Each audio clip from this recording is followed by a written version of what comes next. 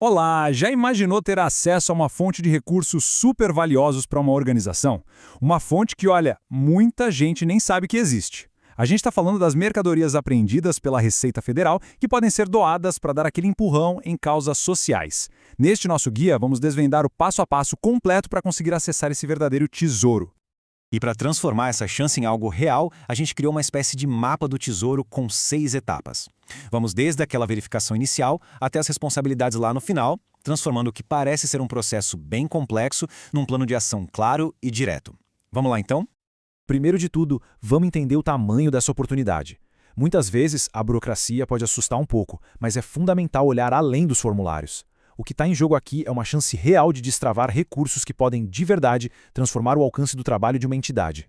Essa é a pergunta que move o terceiro setor, não é mesmo? A busca por recursos é um desafio constante e é justamente para ajudar a responder a essa pergunta que estamos aqui. Essa oportunidade pode ser uma peça-chave para fechar essa conta. Pensa só nisso. De eletrônicos a roupas, tem uma gama enorme de produtos apreendidos que podem ser destinados a organizações. E aí eles se convertem em recursos diretos ou em receita, através dos bazares beneficentes. É um ativo muito valioso que, muitas vezes, passa batido. Ok, então o tesouro existe. Mas e aí? Quem pode pegar? Antes de sair preparando o documento ou sonhando com os recursos, tem uma etapa que não dá para pular: verificar a habilitação. Vamos ver se a organização tem o tal bilhete dourado que abre essas portas. Primeiro, o básico do básico. A entidade precisa ser legalmente reconhecida como uma organização da sociedade civil, a famosa OSC. Isso quer dizer que os objetivos dela, lá no Estatuto, precisam ser de relevância pública e social. Simples assim. A elegibilidade, na prática, se apoia em 3 pilares. Primeiro, a experiência. O CNPJ precisa estar ativo há pelo menos 3 anos. Segundo, o propósito. O Estatuto tem que deixar bem claro qual é o foco social da organização. E terceiro, um ponto que é, olha, super crítico e que a gente vai detalhar mais: a regularidade fiscal. Tem que estar impecável. E olha, esse ponto aqui não tem conversa. A organização precisa estar com 0 pendências com o governo federal. Qualquer débito em aberto já é motivo para o pedido ser negado na hora. É fundamental ter todas as certidões negativas em mãos antes mesmo de começar o processo. A organização está habilitada? Ótimo. Então agora é a hora de colocar a mão na massa. Vamos montar o dossiê. É bom pensar nisso não como um monte de papelada, mas como a construção de um caso bem sólido que prova que a entidade é a parceira ideal para receber esses recursos. A organização aqui é tudo. Aqui está a lista completa. Vai desde a ata da diretoria e os documentos do representante, passando por todas aquelas certidões de regularidade, até o estatuto atualizadinho e uma declaração específica. Cada item dessa lista é fundamental, não pode faltar nenhum. E muita atenção a essa cláusula na declaração porque ela é importantíssima. A organização se compromete a não ter nenhum tipo de envolvimento político partidário. Por que isso é tão sério? Bom, é para garantir que os bens públicos sejam usados para fins puramente sociais, sem desvio para interesses eleitorais. Isso mantém a seriedade de todo o processo. Certo. Com os documentos todos em ordem, a gente chega no momento de fazer o pedido. E aqui existe uma estratégia, sabe? Uma arte de pedir que pode aumentar e muito as chances de sucesso.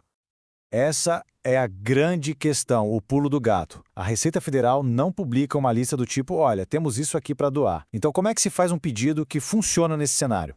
E esse exemplo aqui mostra exatamente o que fazer. Um pedido genérico do tipo "queremos bens disponíveis" se perde no meio de tantos outros. O segredo é ser específico, qualificar o tipo de bem e quantificar o que se precisa.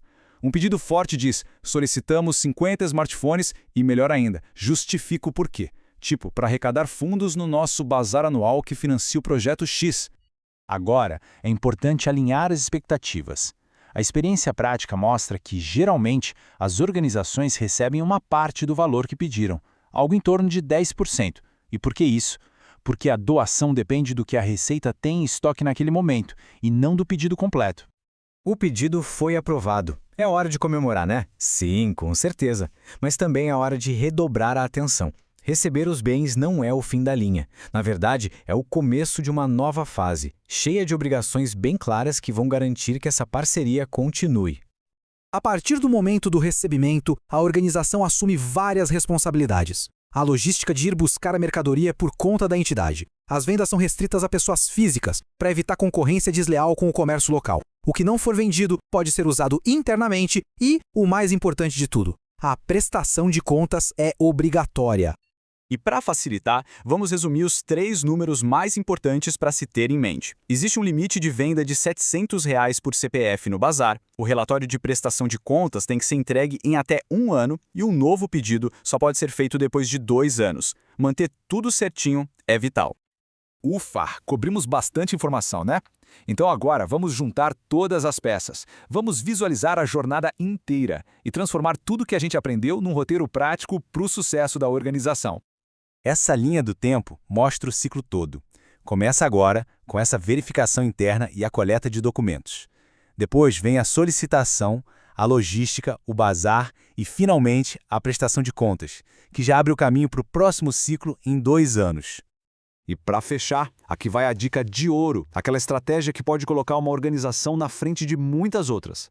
A lei proíbe doações em anos eleitorais. Muita gente vê isso como uma pausa, um obstáculo, mas o segredo é enxergar como uma janela de preparação. Use esse tempo para deixar o dossiê impecável, para que no primeiro dia permitido o pedido seja um dos primeiríssimos da fila. Um breve registro. Este material foi produzido com o auxílio de inteligência artificial e teve a supervisão do contador e professor Luciano de Abreu. Se este guia prático foi útil, por favor, ajude a levar essa informação para mais gente. Curta o conteúdo, se inscreva no canal e ative as notificações para não perder outros guias que podem fortalecer ainda mais as causas sociais. Bom, o caminho está traçado e a oportunidade é bem real. A pergunta final que fica é: a causa está preparada para se organizar, seguir esses passos e transformar esses bens aprendidos em um novo capítulo de crescimento e de impacto social?